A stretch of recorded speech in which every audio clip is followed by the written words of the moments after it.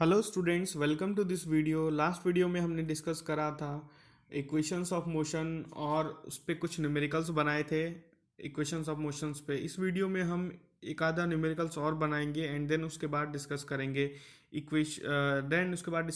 Graphs variation. बहुत अलग अलग तरह के ग्राफ्स आपको पढ़ना है मोशन चैप्टर में। सो ग्राफिकल रिप्रेजेंटेशन ऑफ मोशन हम इसके बाद पढ़ने जा रहे हैं। So starting with this question, a cyclist is traveling at 15 meters per second. She applies brakes so that she does not collide with the wall 18 meter away. What deceleration must she have? मतलब इस question में कहा जा रहा है कि एक cyclist है जिसका इनिशियल स्पीड कितना है 15 metres per second. That is what 15 metres per second is the initial speed. She applies brakes, और वो ब्रेक लगाती है वो साइक्लिस्ट जो है, so that she does not collide with a wall 18 metre away. देखो ये सिचुएशन कुछ ऐसा है।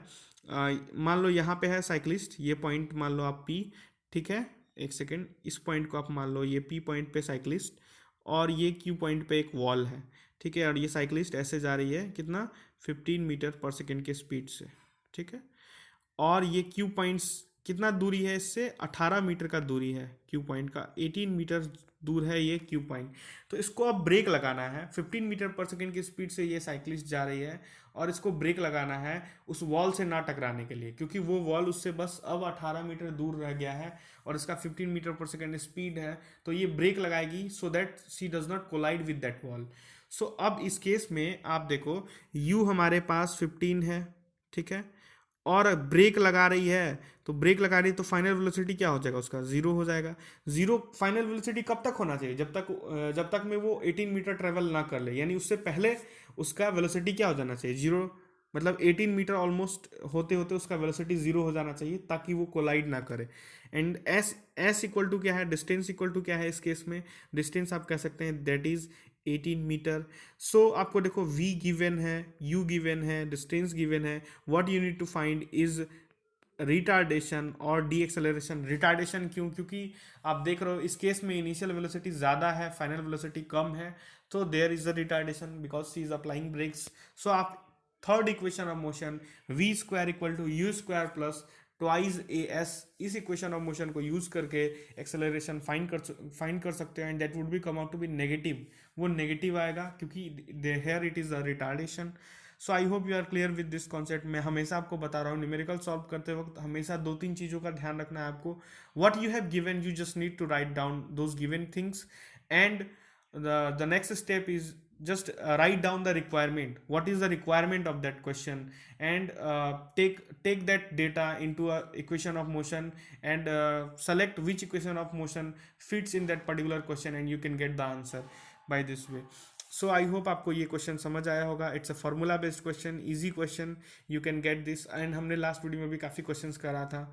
सो अब हम आगे पढ़ने जा रहे हैं ग्राफ्स के बारे में, ठीक है। तो आप नेक्स्ट स्लाइड देख सकते हैं, study of different types of graphs in motion. अलग अलग तरह के ग्राफ्स हम पढ़ने जा रहे हैं। तो ग्राफ का शुरुआत करते हैं हम आपसे, बट ये ग्राफ तीन तरह के ग्राफ्स हमें पढ़ने हैं। पहला जो ग्राफ हमें पढ़ना है distance time graph, D graph, या इसको एस टी ग्राफ भी आप बोल सकते हैं, एस क्योंकि हम एस से डिनोट करते हैं, तो एस टी ग्राफ भी आप बोल सकते हो। डिस्टेंस टाइम ग्राफ हमें पढ़ना है। दूसरा हमने ग्राफ पढ़ना है वेलोसिटी टाइम ग्राफ, ठीक है। तीसरा हमने ग्राफ पढ़ना है एक्सेलरेशन टाइम ग्राफ। तो एक्सेलरेशन टाइम ग्राफ का कहीं उतना यूज़ आता नहीं है, बट थोड़ा हम लोग डिस्कस कर लेंगे इसके बारे में, ठीक है। और ये सारे ग्राफ्स के बारे में हम पढ़ने के बाद कुछ ग्राफिकल क्वेश्चंस बहुत ज़्यादा हैं इस चैप्टर में, तो ग्राफिकल क्वेश्चन सॉल्व करेंगे, ठीक है। तो सबसे पहले हम distance time graph, velocity time graph, इन दो चीज़ों के बारे में काफ़ी डिटेल में डिस्कस करेंगे, distance time graph and velocity time graph, ठीक है। सो स्टार्टिंग विद दिस, सबसे पहले आपको अभी मैं कुछ आपको टेक्निक्स बताने जा रहा हूँ जिससे आप ग्राफिकल क्वेश्चन इजीली सॉल्व कर सकते हैं। या अगर आप अपने किताब को देखेंगे, एस चांद के बुक को देखेंगे, या आप एनसीईआरटी देखेंगे, और अदर कोई भी पब्लिकेशन का बुक आप देखेंगे, तो उसमें आप देखेंगे अलग अलग तरह के अलग अलग ग्राफ्स दिए हुए हैं, एंड देन आपको उसको याद रखना है। मैं कुछ बस आपको तीन इंपॉर्टेंट पॉइंट बताऊंगा, और वो तीनों इंपॉर्टेंट पॉइंट समझने के बाद you will be able to read the graphs easily, ठीक है। आपको वो तीनों पॉइंट समझने के बाद आप ग्राफ्स को इजिली आप हैंडल कर पाओगे। So starting with the first point, सबसे पहला जो पॉइंट, एक जो इंपॉर्टेंट पॉइंट है, और make sure you should have a pen और paper in front of you so that you can write the important points from this video. ठीक है, तो आप एक पेन पेपर ले लो और स्टार्ट करो। जो सबसे पहला पॉइंट और सबसे इंपॉर्टेंट पॉइंट है दैट यूनिफॉर्म का ग्राफ कैसा होता है। अभी मैं यूनिफॉर्म के साथ यहाँ कुछ भी नहीं जोड़ सकता, ना मोशन जोड़ सकता हूँ, ना कुछ भी, ना यूनिफॉर्म स्पीड, ना यूनिफॉर्म एक्सेलरेशन। जब भी यूनिफॉर्म का बात हो तो यूनिफॉर्म का ग्राफ कैसा होगा ये मैं आपको बताने जा रहा हूँ। यूनिफॉर्म का ग्राफ कैसा होगा, अभी ये क्या है नहीं, ये थोड़ा आपको नहीं समझ आएगा। जब हम क्वेश्चन सॉल्व करेंगे तो आप पूरी तरह समझ जाओगे कि ये मैं क्या बताने की कोशिश कर रहा हूँ। तो आप लिख लो कॉपी पे first point, that is uniform का ग्राफ कैसा होगा ऑलवेज। तो आप देखो यूनिफॉर्म का ग्राफ ऑलवेज ऐसा होगा। ये देखो यहाँ पे एक्स एक्सिस पे कुछ दिया होगा, कुछ भी दिया हो सकता है, टाइम, ठीक है, और वाई एक्सिस पे दिया होगा डिस्टेंस या वेलोसिटी, ठीक है। एक्स एक्सिस और वाई एक्सिस पे कुछ गिवन होगा, और यूनिफॉर्म का graph always straight line passing through origin. देखो इस पॉइंट को हम ओरिजिन बोलते हैं, देखो जहाँ मैं ब्लू से मार्क कर रहा हूँ, देखो ये इस पॉइंट को, ठीक है, ये इस पॉइंट को हम ओरिजिन बोलते हैं। तो आई होप आपको क्लियर है। Y axis, X axis, Y axis, and there is a straight line passing through origin, that gives you a uniform graph. ये यूनिफॉर्म ग्राफ का एक नेचर है। और कई बार ऐसा भी होता है, ये पॉइंट आप नोट कर लो, और कई बार ऐसा भी होता है कि यूनिफॉर्म ग्राफ ऐसा भी होगा, देखो आपके सामने ये ऐसा, ठीक है, ये और ओरिजिन से ना शुरू होके तो वाई एक्सिस पे एक पॉइंट कट करते हुए सीधा ऐसा जा रहा है। तो ये कब होगा, वो कब होगा, ये सारी चीजें हम डिस्कस करेंगे। बट आपको ये अपने माइंड में बैठा लेना है कि जब भी यूनिफॉर्म का बात हो तो दो ही तरह का ग्राफ हो सकता है, एक ऐसा और दूसरा कैसा, ऐसा। ठीक है, आई होप आप ये पॉइंट जरूर लिख रहे होंगे, आपको ये लिखना ही पड़ेगा क्योंकि that is so much importance this point is. ठीक है, तो आप ये पॉइंट जरूर लिखो। नेक्स्ट पॉइंट हम डिस्कस करने जा रहे हैं, नॉन यूनिफॉर्म का ग्राफ कैसा होगा। नॉन यूनिफॉर्म, नॉन यूनिफॉर्म, ठीक है, आप ये पॉइंट भी लिख लो ऊपर। नॉन यूनिफॉर्म का ग्राफ कैसा होगा, अभी मैं यहाँ कुछ भी बात नहीं कर रहा, ना नॉन यूनिफॉर्म एक्सेलरेशन, ना यूनिफॉर्म एक्सेलरेशन, कुछ भी नहीं।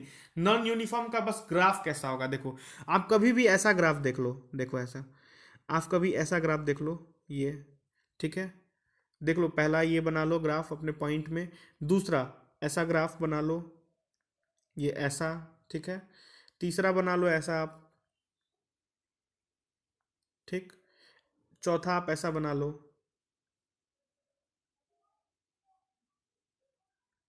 ये। तो इस टाइप के जो भी ग्राफ हैं, ठीक है, इस टाइप के जो भी ग्राफ हैं ये नॉन यूनिफॉर्म मोशन को डिनोट करते हैं। इस टाइप के जो भी ग्राफ हैं नॉन यूनिफॉर्म मोशन को डिनोट करते हैं। तो हमने अभी तक दो पॉइंट डिस्कस कर लिया, यूनिफॉर्म ग्राफ कैसा होता है, straight line passing through origin या वाई एक्सिस पे कट करके थोड़ा सा ऊपर, ठीक है, और नॉन यूनिफॉर्म में इस टाइप के ग्राफ जो हमने देखे।